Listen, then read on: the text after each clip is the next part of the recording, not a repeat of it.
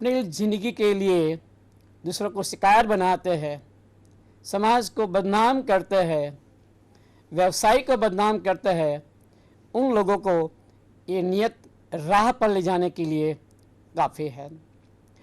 अब मैं उन उपन्यासों की बात करूंगा।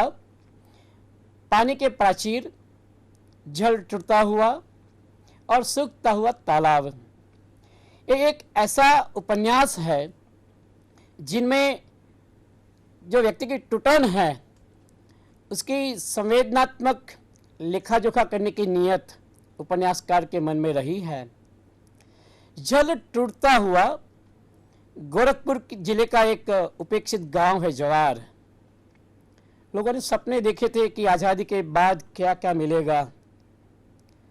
हमारे दुष्यंत कुमार त्यागी ने भी लिखा है, कहाँ तो तय था चरागा हरेक घर के लिए, कहाँ तो तय था चरागा हरेक घर के लिए। लेकिन हम जानते हैं कि आज़ादी के बाद भी जो हमारी स्थिति थी वही की वही बन रही है, बल्कि और भी बदतर बनी जा रही है। यहाँ पर समष्टि को टूटते हुए बचाने की जो जद्दोजहद उनके मन में चल रही है कि ये जल जो है, पहले जल को बांध के प्राचीर बनाते हैं ताकि जल बिखर न जाए। आज़ादी के पहले कई प्रकार की योजनाएं बनाई, कई प्रकार के अभियान चलाए, देश प्रेम की बातें चली, लेकिन जैसे ही आज़ादी आते ही वो सारे बांध जो है वो टूटते गए, उसमें दरारें पड़ती गई, पानी इधर उधर बहता गया।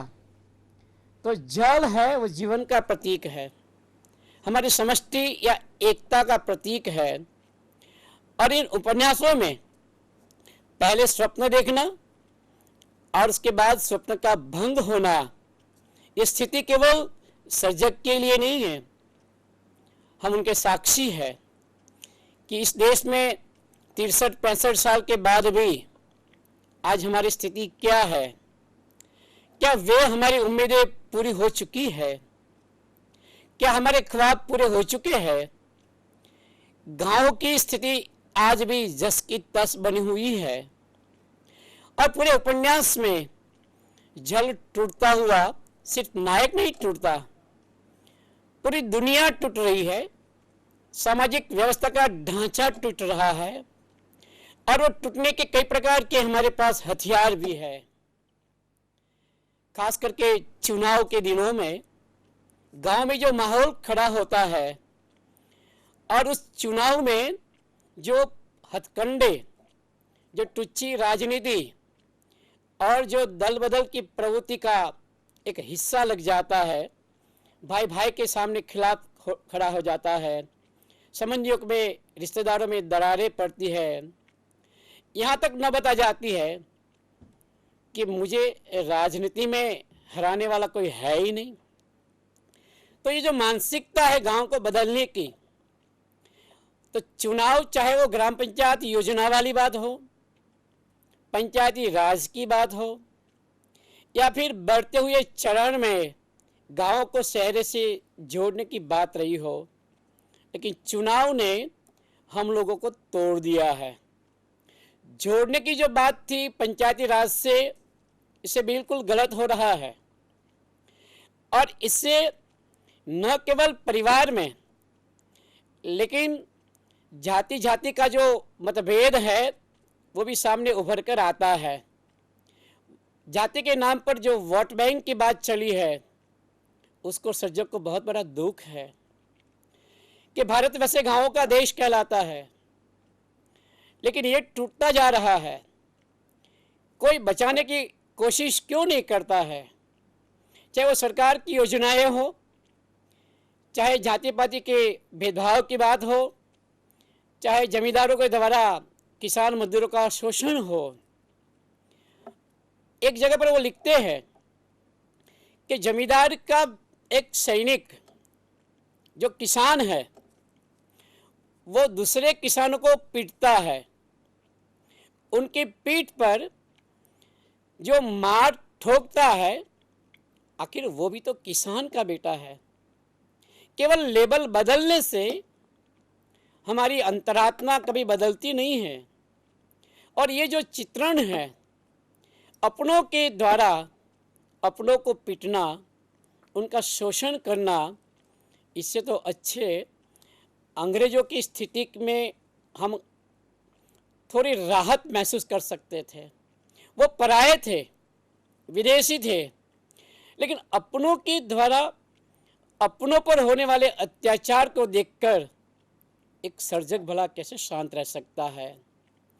तो ये जल टूटता हुआ में एक तो बात रही है चुनाव की, दूसरी बात है समाज में अनैतिकता के चलन की।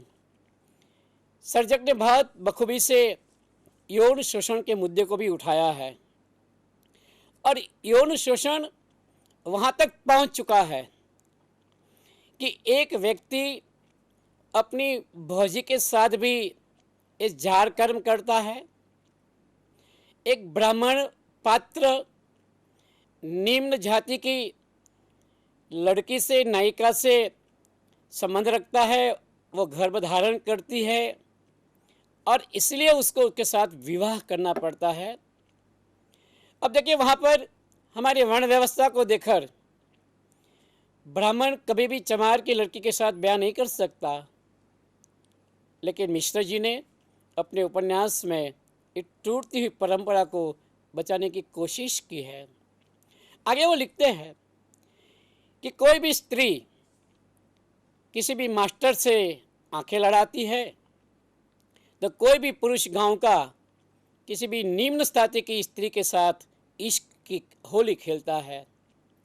अब ये जो परिवर्तन गांवों में आ रहा है, उससे पूरी हमारी अनैतिकता का पर्दाफाश हो रहा है और इसलिए ये सामाजिक रिश्ते नाते धीरे धीरे टूटते जा रहे हैं। तो पहले जो पानी के प्राचीन में हम बांध बांधते थे, ये सामाजिक परंपराओं का बांध था, नैतिकता का बांध था, उम्र का तकाजा हुआ करता था, वो धीरे धीरे टूटने जा रहा है और सर्जक को इसका बहुत बड़ा दुख है। तीसरा उपन्यास जो है सूखा हुआ तालाब, तालाब सूखने की बात है और उस तालाब में जो छोटे छोटे जंतु है, वो गांव के रहने वाले अलग अलग जाति के किसान, मजदूर और निम्न दलित एवं शोषित वर्ग के लोग हैं। बिना पानी वो कैसे रह सकते हैं, उसकी जो संवेदना सर्जक के मन में है कि तालाब क्यों सूखता जा रहा है। जिस वक्त तालाब बनते हैं तो बड़ी बड़ी अपेक्षाएं होती है, जोरों की बारिश होगी, पानी यहाँ जमा होगा और पूरे गांव वाले इसका उपयोग करेंगे। लेकिन जब तालाब ही सूख रहा है तो लोग कहाँ जाएंगे? जिंदगी जीने के लिए क्या क्या मुसीबतें उनको उठानी पड़ रही है, उसका बड़ी बखूबी से कथाकार मिश्र जी ने यहाँ चित्रण किया हुआ है।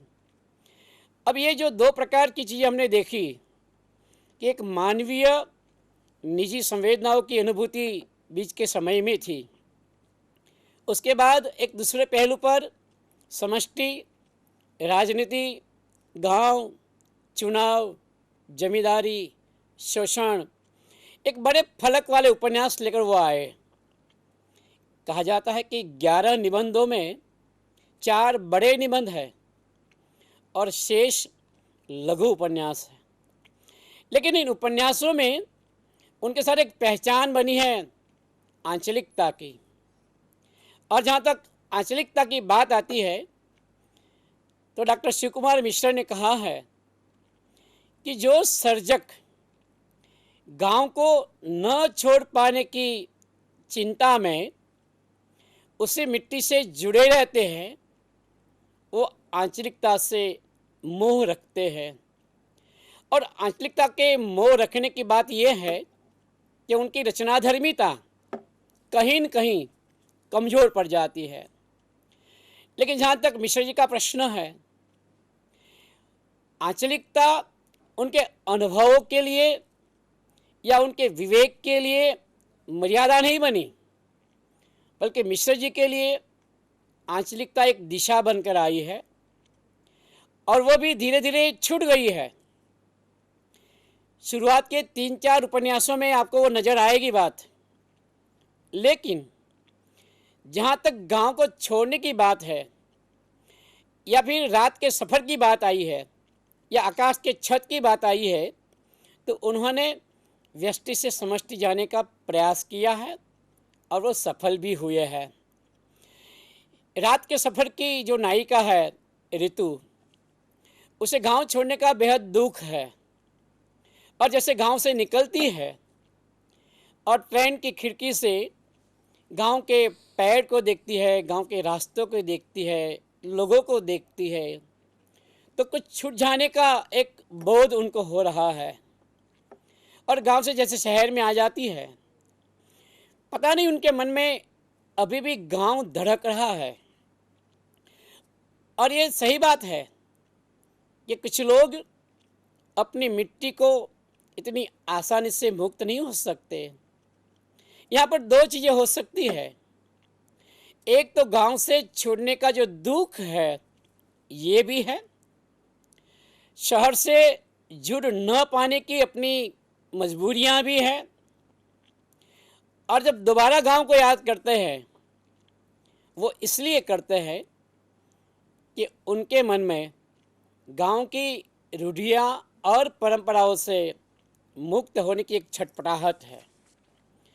और सजग का काम यही है, केवल मार्क्सवाद की बात करने से या साम्यवाद की बात करने से या केवल कलम के हिसाब से समाज में परिवर्तन नहीं आ सकता। उनके उपन्यास मुक्तिबोध के उस कथन के साथ पहुंच रहा है। मुक्तिबोध ने लिखा है, मारो खाओ मगर हाथ न आओ। कहीं कहीं उनके उपन्यासों में भी ये चीज़ नज़र आती है। महिपाल जैसा एक जमींदार अपने आप को कह रहा है कि आज 15 अगस्त है, आज स्वतंत्र पर्व है, आज झंडा फहराया जाएगा, और उस उपन्यास का एक नायक सुगन जो शिक्षक है, उनके पास एक ही जोड़ कपड़ा है और आज वो ध्वजारोहण के लिए जा रहा है। गांव के रिश्ते में जो लोग उनके हैं बड़ी इज्जत करते हैं, लेकिन कीचड़ से उनके कपड़े पे दाग लग जाता है, फिर भी वहाँ तो जाना पड़ेगा। बड़े बड़े नारे लगाए जा रहे हैं, और जो नेता भी आए हैं वो नेता भी कह रहे हैं कि मास्टर जी स्वतंत्र पर्व आपको मनाना पड़ेगा, चाहे आपको 3 महीने से तनख्वाह नहीं मिली, लेकिन ये राष्ट्रीय पर्व को तो मनाना पड़ेगा। अब एक शिक्षक को 3 महीने से तनख्वाह नहीं मिली, ऊपर से कपड़े गंदे हुए हैं, और ऐसी स्थिति में जाके वो राष्ट्रगान कैसे कर सकता है? और ये बात केवल रामदरस मिश्र जी ही कर सकते हैं, चाहे वो वेदना शिक्षक की हो, चाहे एक अध्यापक की हो। लेकिन सवाल यहाँ एक खड़ा होता है कि आखिर आज़ादी के बाद ये पर्व मनाने की जिम्मेदारी किनकी रही है? जो उद्योगपति हैं, जो बड़े पूंजीपति हैं, वहीं से नीचे उतरकर सिर्फ स्कूल और कॉलेज तक ये पर्व मनाने का एक बहाना बन गया है। और जिनको 3 महीने की तनख्वाह नहीं मिली है, उसके मन में देश के प्रति सम्मान कैसे पैदा होगा? और इसलिए वो कहते हैं सबसे बड़ी चीज़ है गरीबी, और गरीबी बड़े बड़े लोगों के अपमान को आसमान से नीचे ले आता है। और वो गरीबी के खेमे में है कौन? यदि वो देखे तो वहाँ पर जो मजदूर हैं, जो बेगारी करते हैं, जो किसान हैं, शोषक बदले हैं, मगर शोषण की पद्धति नहीं बदली। गरीबी हटाने की जगह पर गरीबी को हटाने की योजनाएं आ रही है। कागज पर विकास की बातें तो बहुत होती है, लेकिन पंचायत में मंत्री से लेके तहसीलदार और वहाँ से लेके जिला विकास अधिकारी तक सबके पैर के नीचे की धरती सरक रही है। और इसी कारण हम फिर दुष्यंत कुमार त्यागी को याद करते हैं। उन्होंने भ्रष्टाचार के नाम पर आवाज़ उठाई और वो कहने लगे, यहाँ तक आते आते नदियाँ सूख जाती हैं, यहाँ तक आते आते नदियाँ सूख जाती है, मुझे मालूम है ये पानी कहाँ ठहरा हुआ है।